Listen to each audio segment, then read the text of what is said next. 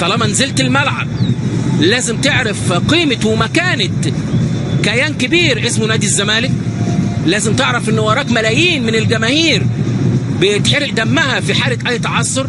لازم تلعب عشان قيمة الاحتراف، قيمة الرجولة، قيمة الشهامة. تلعب علشان تقدر تمشي في الشارع براسك مرفوعة امام جماهير نادي الزمالك.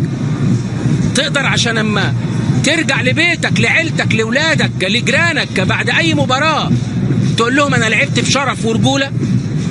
لازم لعيبة نادي الزمالك تفوق لنفسها وتدرك ان ارتداء قميص نادي الزمالك شرف عظيم وحلم كبير لملايين من اللعيبة. مجرد المرور بجوار سور نادي الزمالك حلم يتمناه الكتير والكتير من اللعيبة.